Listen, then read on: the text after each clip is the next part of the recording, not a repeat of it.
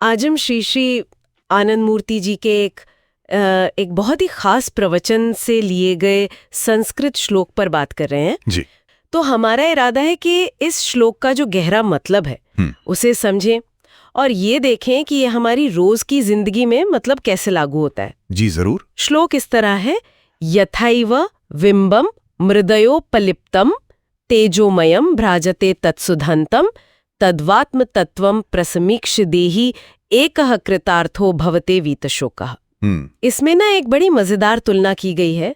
इंसान की तुलना की है किसी चमकदार चीज से, जैसे सोना हो या कोई मणि जो मिट्टी या मैल से ढका हुआ है, और जब वो साफ होता है तो चमक उठता है। बिल्कुल सही, बहुत सुंदर उपमा है। ये श्लोक असल में बताता है कि जीव का स्वभाव कैसा है।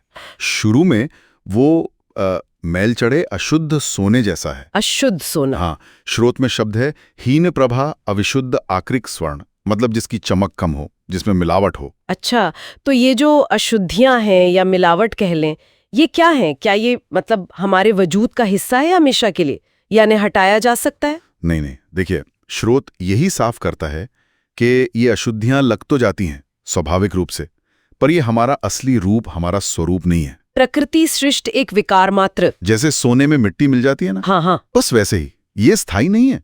और हाँ, इन्हें हटाने का एक तरीका है, एक पूरी प्रक्रिया बताई गई है। अच्छा, जैसे कोई माहिर सुनार होता है ना, हाँ, जो धातु विद्या के अभिज्ञ व्यक्ति हो, वो सोने को तपाता है, साफ करता है, कुंदन बना देता है। बिल्कुल ठीक वैसा ही ये एक सक्रिय प्रक्रिया है। तो क्या है वो प्रक्रिया? श्रोत के अनुसार सबसे पहले तो मन को धोना है, यम नियम के पवित्र वारी से। यम नियम यानी नैतिक सिद्धांत और अनुशासन। जी, ये पहली धुलाई है, समझिए, मोटी गंदगी हटाने के लिए। और इसके बाद साधनाग्नि यानी साधना की जो आग है। साधना की आग? ये क्या है?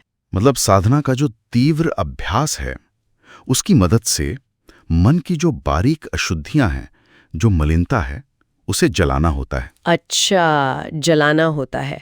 ये मलिनता या मानसिक अशुद्धियां असल में हैं क्या चीज है ये जिसे जलाना है? देखिए, ये मलिनता मूल रूप से मन की वृत्तियां हैं। वृत्तियां? हाँ, यानी हमारे मन के रुझान, हमारी सोच, हमारी भावनाएं जो लहरों की तरह उठती रहती हैं। श्रोत कहता है कि जो सकारात्मक सोच से हर्ष पैदा होता है, धनात्मक वृत्ति में हर्ष, खुशी। हाँ, और जो नकारात्मक सोच से दुख या शोक पैदा होता है, ऋणात्मक वृत्ति में दुख। ये दोनों ही असल में विकार हैं, मलिनता हैं। एक मिनट, खुशी भी, हर्ष भी एक विकार या अशुद्धि? ये तो थोड़ी चौंकाने वाली बात है। हाँ, ये महत्वपूर्ण बात है। आमतौर पर तो हम खुशी को अच्छा मानते हैं, उसे पाना चाहते हैं। श्रोत ऐसा क्यों कहता है? देखिए, यहाँ बात है अति की।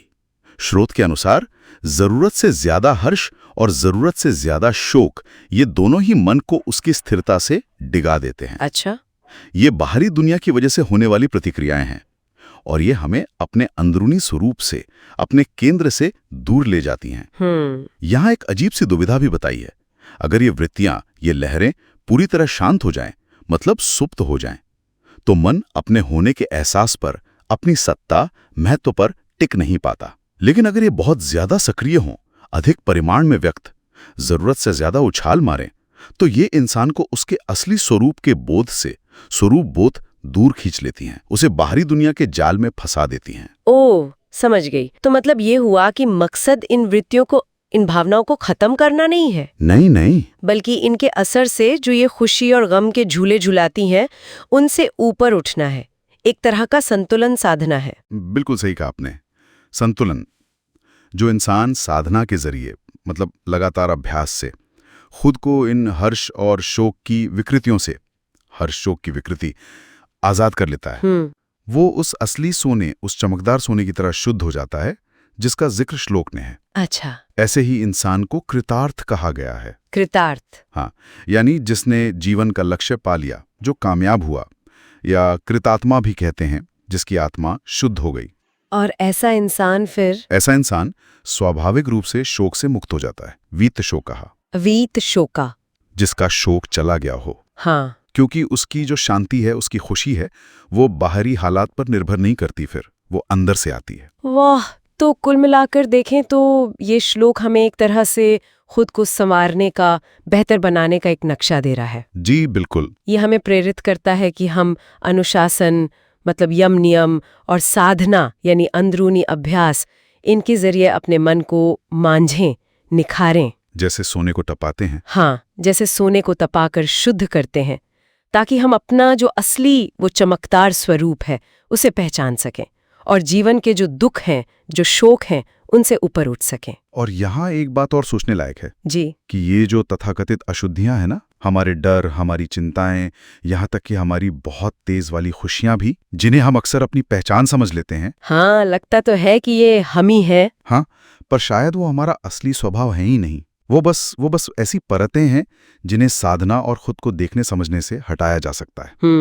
और क्या पता, ये जो शुद्धि की प्रक्रिया है, ये जो परतें हटाने का काम है, ये अपने आप में ही आत्मखोज का एक बहुत जरूरी हिस्सा हो, जो हमारे अंदर की चमक को सिर्फ उजागर कर रहा है। सही बात है। ये सवाल तो रह ही जाता है कि जब ये परतें हटती हैं तो क्या हम वही रहते हैं जो हम सोचते थे कि हम हैं, या कुछ और ही सामने आता है? बिल्कुल, यही तो यात्रा है।